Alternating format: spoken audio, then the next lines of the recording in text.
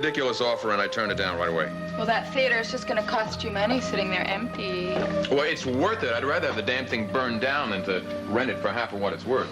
Now, this is what I call the generation gap. You two just finishing your breakfast, and I'm on my way to lunch. I'm so glad to see you going out for a change. Who's the date? Mike and Nancy Carr. Oh, yes, the pillars of Monticello society. They are two dear, warm-hearted people, and I don't see enough of them. They've been very busy of late. Well, Mr. Carr hasn't been very busy, if you ask me. As a matter of fact, would you mind telling him for me, Geraldine, to get on his horse and prosecute Gavin Wiley? Schuyler, that is a table conversation I would much prefer to avoid. I wish he would hurry up and finish off that trial. Why, Raven, you also interested in justice? No, I'm interested in a second honeymoon, and my dear husband won't go overseas until the trial is over. Oh, my dear, then I must urge Mike to expedite matters. Oh, Geraldine, I knew you would help me. Have a lovely lunch. Thank you. Goodbye. Bye, Geraldine. Oh, Spencer, why don't you see if the newspaper's out there yet, will you? Yes, sir. I want to see if there's anything new about the trial. The last I heard, it's not going to start until after the first of the year. God knows how long it's going to take. I mean, it might take until spring. It's not going to take that long. Well, if it does, there's not going to be any more snow in Switzerland. And I think it's so silly that we don't go now. Don't you know it's perfect at summer. It's this time of year. And if we really hurry, we might get there. What do you know about that? What? It's Damian Tyler. He's been stabbed. You're kidding. No. It's all here right in the Monticello News. Doesn't list his condition. He might even be dead.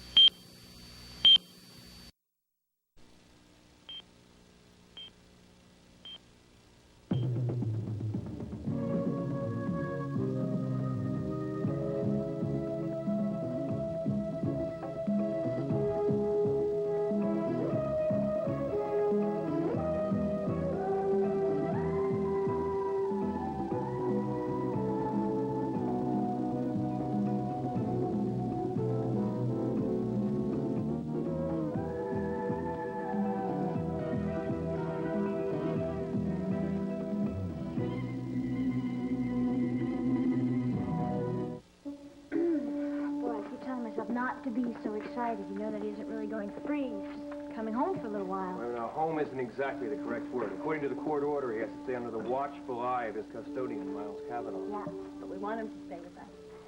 Yeah, that's the poor guy. He's got to live in that penthouse. The law is the law.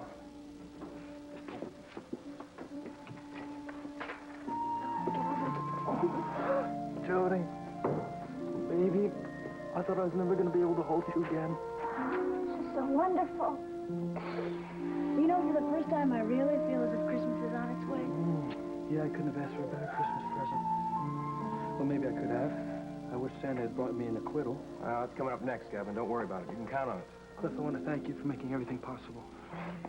Well, Mike Carr pulled a lot of strings, and so did her brother-in-law. Well, you will be able to thank Miles yourself in a few hours. I mean, you do know you're coming to stay with us, don't you? I was told I had no other choice. Darn right you don't. Even if the court didn't demand it, I would have. Well, it's just as well. They rented my old apartment, along with my studio.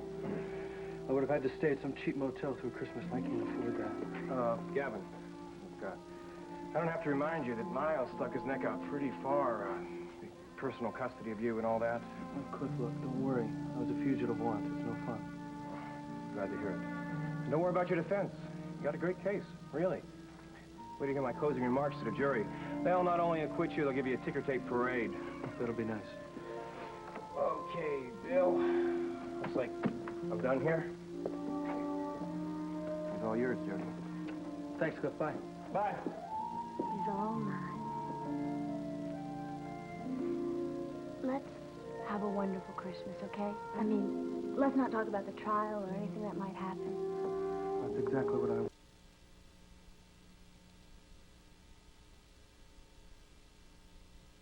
For Christmas. Just in case next Christmas isn't so good. Don't. You are going to spend every Christmas with me. Here you are, Wiley. You're free to go.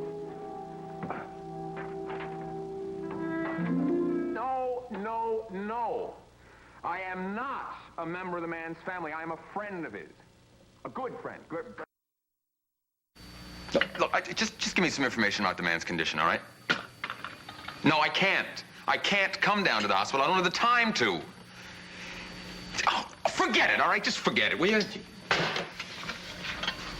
You think the man's condition was a state secret or something? Pardon? Damian Tyler. You mean the police detective? The one who was curious about me? Yeah, that's the one. He's a pretty curious fellow, that Damian Tyler. Well, who knows, maybe this time curiosity will kill the cop, huh? Forget it, Spencer. Anyway, the newspaper doesn't confirm his condition, and neither will the hospital. And now you're curious about him. Yep, that's right. See, I don't like the man very much, Spencer. Seems to me that you don't like him yourself very much, do you? Goodbye, baby! Where are you going? I'm going out. What is this? I decided to take a day off and spend it at home and everybody's going out here. Well, we didn't know you were going to be home. You just decided that not too long ago, and I had a lot of vital appointments. Vital appointments, huh? Well, that usually means what, hairdresser or something? Yes. I have to do my nails. I'm going to have a pedicure. I'm going to look at some furs. Oh, yeah? Well, look, don't take Spencer all day, because I'm going to have a meeting this afternoon. I'm going to need him for that. I called a cab. Yeah. Be good. All right, bye-bye. Oh, I called the hospital about Damian Tyler. They won't give out any information to anybody except for family members. Well, you're definitely not that. Well, I don't know. Sometimes I've begun to feel that way with the amount of time the man spends here. Did they tell you anything about whether... Whether he was alive or dead? No, they didn't. The situation looks pretty ominous, though. Yeah. Better go. Okay, bye.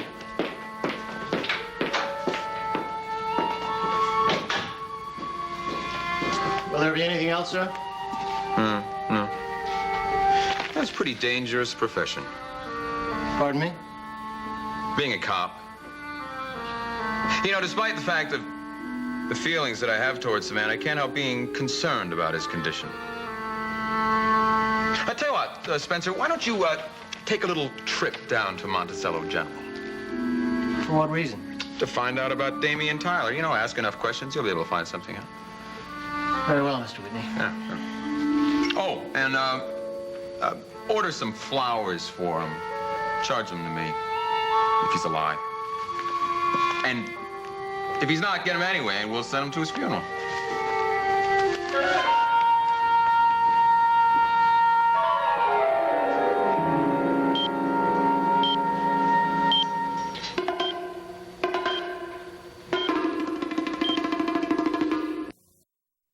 Chummy, I heard all about it. Can you imagine that dumb cop getting himself stabbed on the phone? Tell you, that phone will kill you every time. No, I missed the whole thing. I was into John. Yeah. Hey, listen, you can ask anybody. Anybody except that guy, Tyler. I don't think he's going to be doing too much talking anymore from now on. All right, listen, Chummy, I got to go, babe. Yeah, I'll talk to you this week. Goodbye. Who is it? Police officer.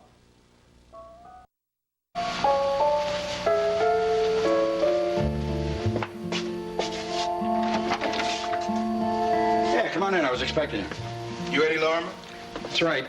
My name's Stoner, Detective, Monticello PD. This is Sergeant Malloy. Okay, guys, what do I do now? Smoking in the elevator or You what? can hold the jokes, Eddy. We got some questions. What we want from you is answers. All right, well, listen, I'm not serving tea, so what's this all about? It's all about you. You and your new partner, Earl Gander. You do know Earl Gander, don't you? Yeah, I know Earl. Not too well. We only met about a week ago. In fact, we had dinner last night. Where was that? I don't know, some joint, some restaurant in town. Like I say, I'm new here. Could it be called Tommy's? Could be.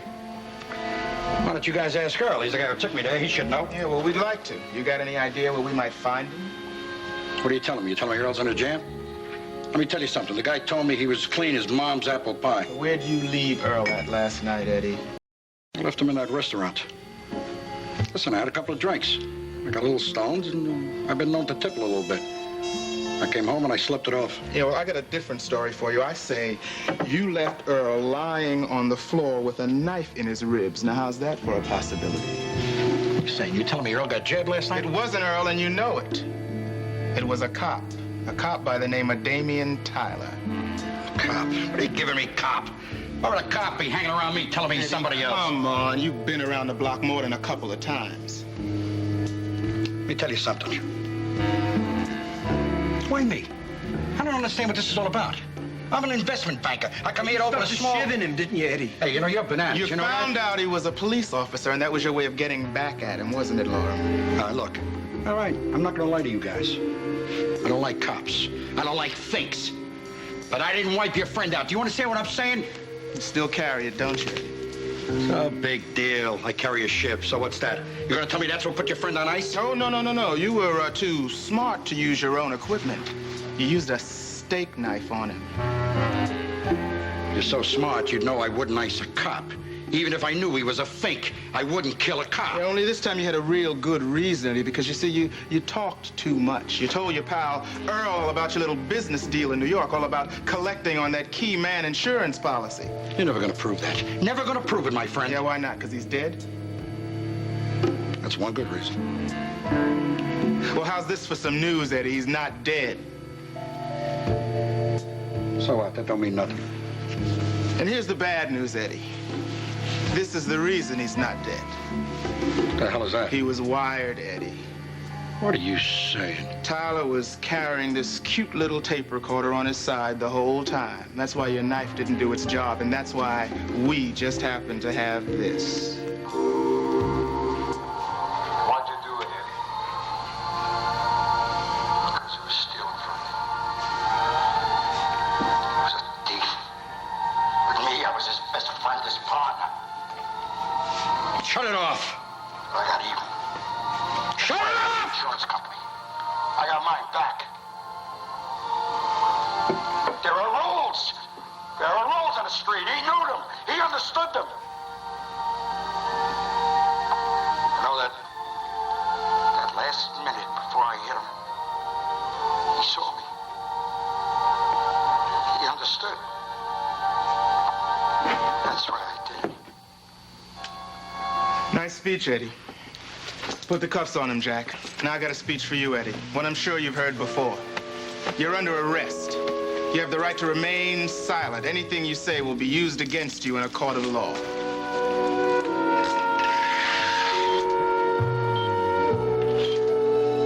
Oh, thank God. That you're still alive? Know that I got a beautiful nurse. You just rest.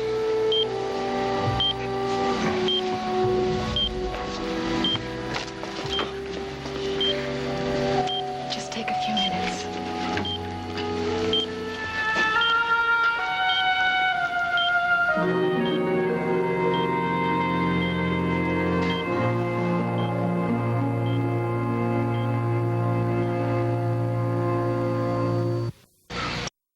Alive. I was shocked when I heard the news. Well, I'm almost as shocked to see you in my room. You just happened to be in the hospital? No, I was home. Then I saw the item in the paper, and it didn't say much, just that you were hurt and the line of place duty or something, and it didn't say anything about your condition, so...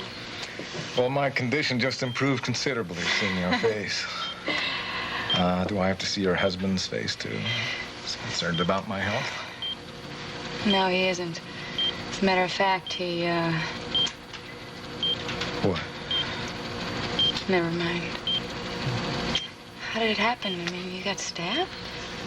I'm a detective. It's in the territory. Yeah, but weren't you on probation or suspension or something? Well, actually, I was working on an undercover case.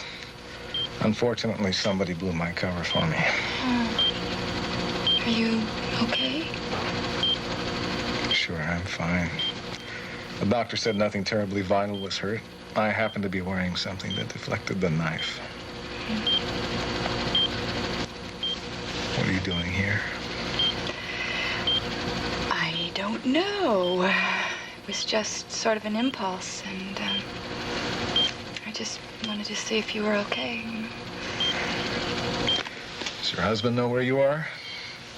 Mm-mm. He doesn't have to know everything I do, does he? I'm sorry, but your time is up. Thank you for coming.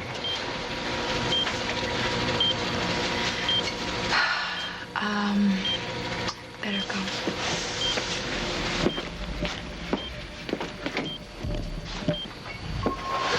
Mrs. Whitney? Spencer, what are you doing here? Well, Mr. Whitney had asked me to come. Oh, I should have known he would be up to his old tricks. No, he just asked me to Yeah, come I know down. exactly what he asked. You might as well take me home.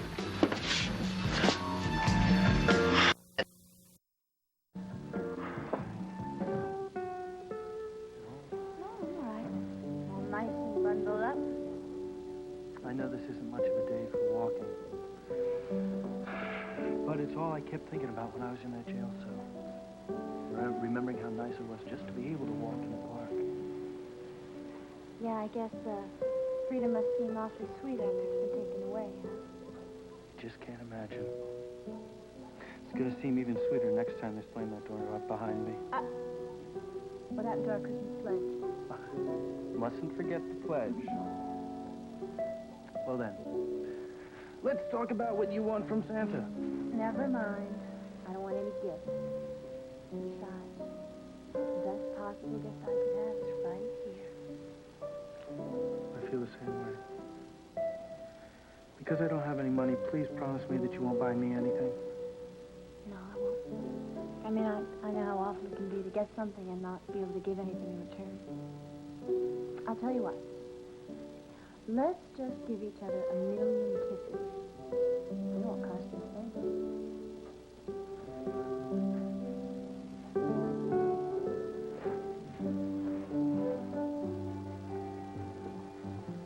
Mike, it must be a very sad thing for you to have it involve those two poor youngsters. Oh, I'm not too happy about it, which is why I assigned it to someone else to actually handle the trial.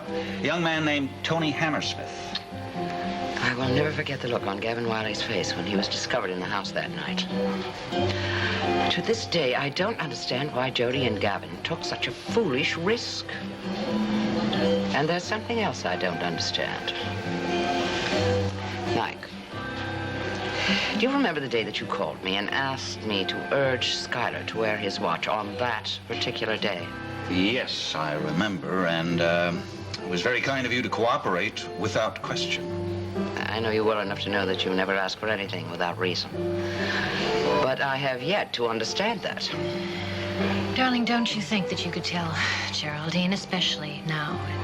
Yes, I think she deserves to know. Geraldine, Jody told us that she had seen Schuyler's watch before, but not on him. On the person of Gunther Wagner, on the day of that assault. She claims that he showed her the watch and actually played its melody for her. Couldn't he have stolen the watch from Schuyler? Whether he did or not, no such watch was found on the body when the police arrived. And it's after that that Schuyler had it again. But I don't see the significance. We had to find out how Schuyler got the watch back. Now, the logical conclusion would be that he had to be in that studio before the police arrived, and that he took the watch from Gunther's dead or dying body. Good Lord, Mike.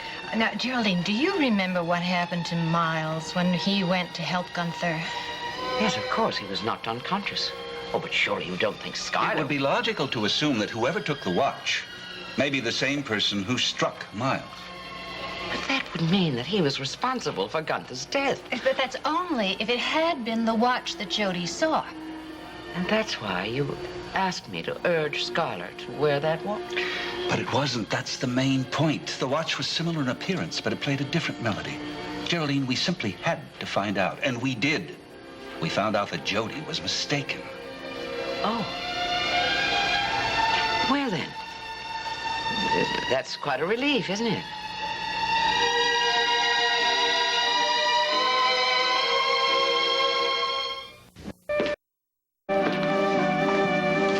You're home earlier than I expected. Yeah, I bet. You know I was going to be home earlier. You sent Spencer after me. What? Mr. Whitney, there's been some kind of misunderstanding that I can't seem to convince Up to your Mrs. Whitney. same old stuff, aren't you? First you used to send Gunther all over Martine Duval. Now we have a little different cast, don't we? Wait a minute, I don't know what you're talking about. I don't understand a single... Spencer, what's going on around here? I ran into Mrs. Whitney at the hospital, sir. The hospital? What were you doing at the hospital? Oh, Schuyler, you know.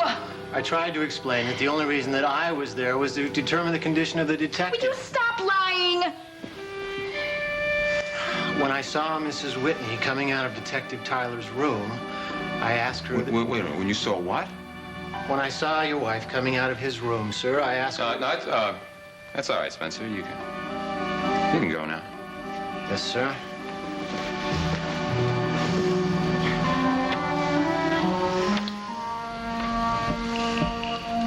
You went to see him? Oh, so what? That man has been trying to ruin me, Raven. He's been trying to hurt me every way that he can. He was just stabbed. I thought that my enemies were your enemies. And here you are, you're going and you're holding his hand? I'm going upstairs. Well, how is he, Raven, huh? Is he on his deathbed? To kiss him farewell? No, he's fine. As a matter of fact, he's going to be perfectly okay. Does that make you happy? No. Well, it does me.